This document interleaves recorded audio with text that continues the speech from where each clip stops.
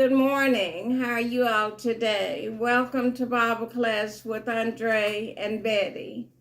Thank you for viewing with us, and thank you all for your comments, your likes, and for those who are new subscribers, we thank you so much. We're continuing our studies from the book of 2 Kings, and today we're in chapter 3. And our focus is the history of the kings with an S continue. So we're seeing the historical record of the kings in 1st and 2nd Kings. Actually, it begins in 1st Samuel with Saul, King Saul being the first king, David the second, and Solomon the third, and the kingdom was united under those first three kings. But during the reign of Rehoboam, who is Solomon's son, the kingdom was divided, and they were divided based upon where they lived. 10 tribes went east of Jordan. They're called the Northern Kingdom. And 2 tribes stayed in Canaan land, which is the Southern Kingdom. So 2 tribes in the Southern Kingdom, 10 tribes in the Northern Kingdom. And right now in this chapter, we're focusing on one of the kings of the Northern Kingdom. And out of 19 kings, I keep repeating that, they were all evil in the sight of the Lord. So we're continuing in chapter 3 of 2 Kings. It begins, now Jehoram, the son of Ahab, began to reign over Israel in Samaria the 18th year of Jehoshaphat, king of Judah, and reigned 12 years. Now his brother Ahaziah had died, but Ahaziah had no sons. So Ahaziah's brother Jehoram is reigning now in Samaria, and he also was the son of Ahab. Verse 2. And he wrought evil in the sight of the Lord, but not like his father and like his mother, not like Ahab and Jezebel. For he put away the image of Baal that his father had made. Nevertheless, verse 3, he cleaved unto the sins of Jeroboam the son of Nebat, which made Israel to sin. He departed not therefrom. And so Jeroboam is the first king over the northern kingdom, and all the kings are measured by the standard that he set. They could either be worse than Jeroboam, or they could be better, and not, they wouldn't be better, but they would equal the sins of Jeroboam. And in the southern kingdom, David is the standard by which the kings of Judah are measured. So we're in 2 Kings chapter 3, verse 4. And Misha, king of Moab, was a sheep master, and rendered unto the king of Israel 100,000 lambs and 100,000 rams with the wool. Verse 5. But it came to pass when Ahab was dead, that the king of Moab rebelled against the king of Israel.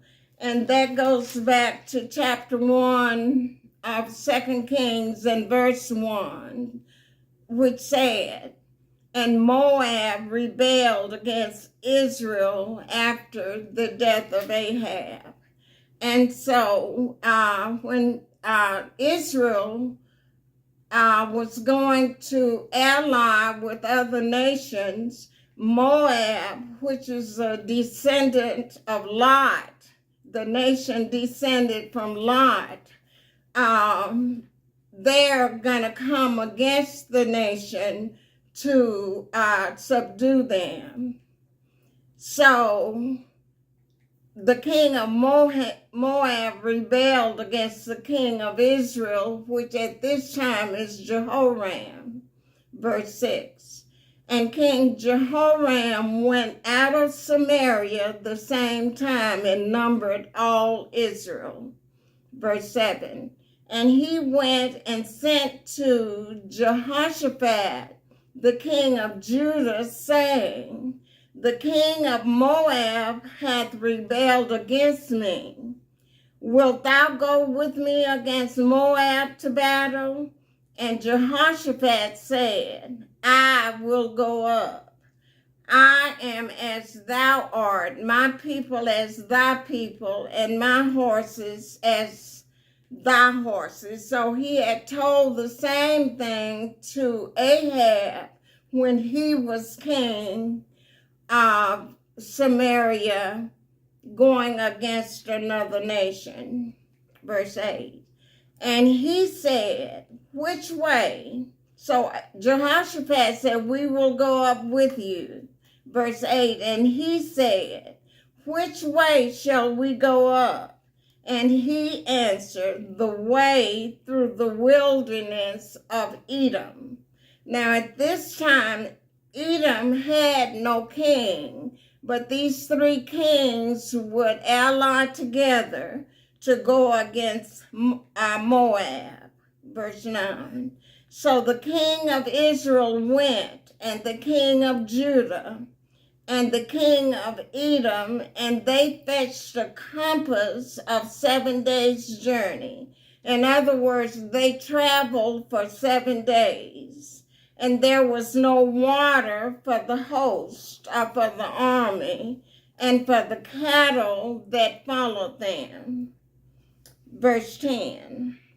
And the king of Israel said, alas, which is a cry of distress, that the Lord had called these three kings together to deliver them into the hand of Moab. So Jehoram is in distress and says to the others, God has brought us together to kill all of us. Verse 11. But Jehoshaphat said, is there not here a prophet of the Lord, that we may inquire of the Lord by him? And one of the king of Israel's servants answered and said, here is Elisha, the son of Shaphat, which poured water on the hands of Elijah. In other words, he was the servant to Elijah, and now he is the prophet in the time of these happenings. Elisha was. Verse 12. And Jehoshaphat said, the word of the Lord is with him. So the king of Israel and Jehoshaphat and the king of Edom went down to him. And Elisha said unto the king of Israel, this is the prophet, what have I, the Lord is saying, what have I to do with thee? Get thee to the prophets of thy father and the prophets of thy mother, that is Ahab and Jezebel.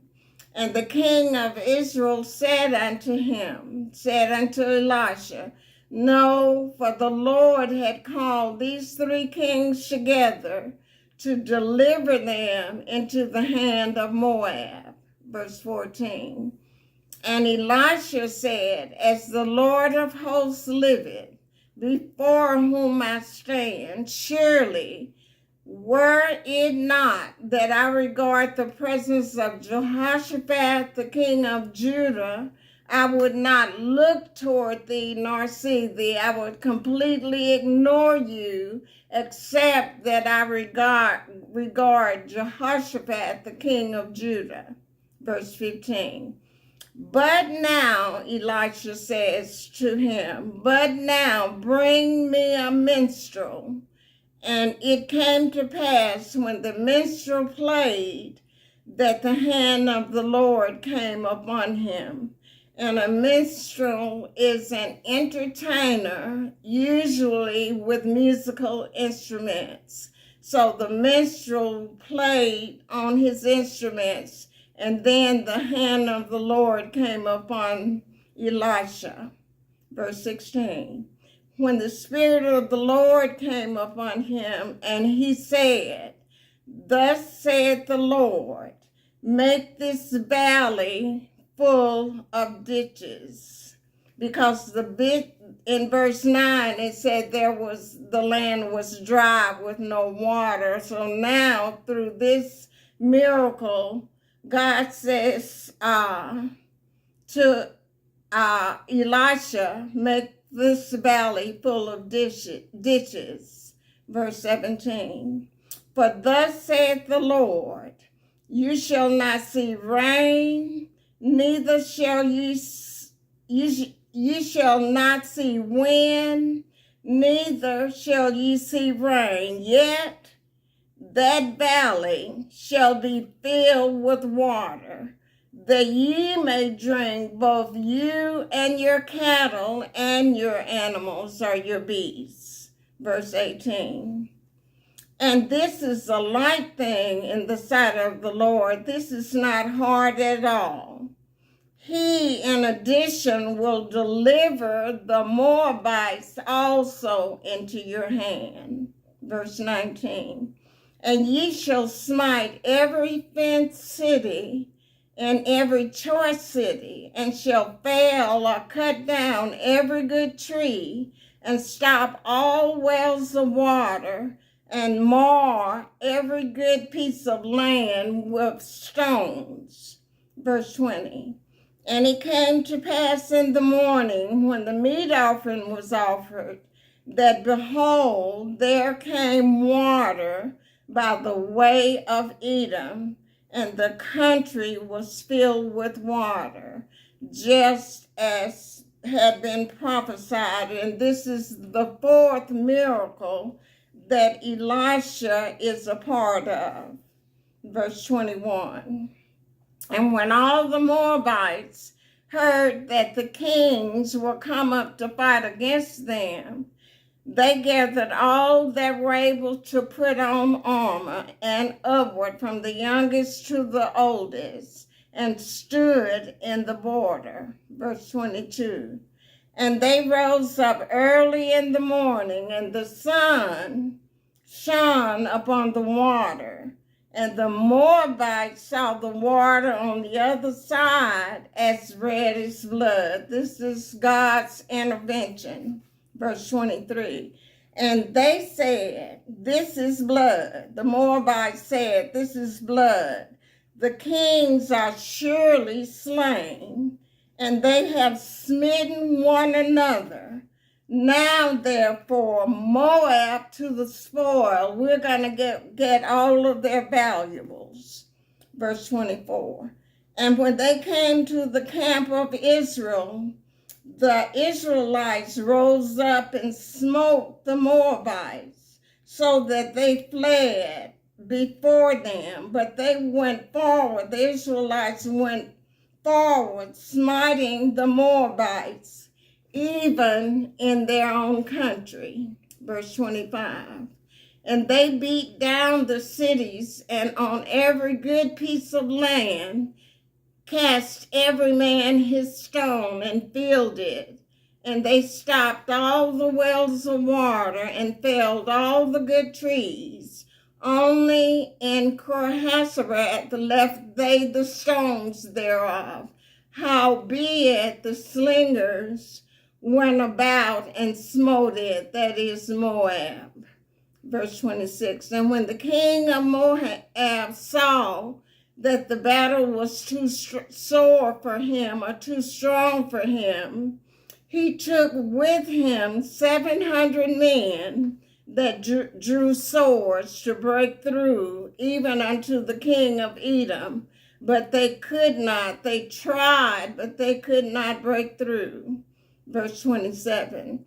Then he took his eldest son that should have reigned in his stead and offered him for a burnt offering upon the wall. And there was great indignation against Israel, and they departed from him and returned into their own land. That is, the kings of Judah, Israel, and Edom. They went back to their own lands. But this is wickedness in the sight of the Lord, and we will see throughout the historical records how God dealt with these people who worshipped idol gods and had stubborn and rebellious hearts. So this is our lesson for today, and we'll continue next time. You all have a great day and a great week.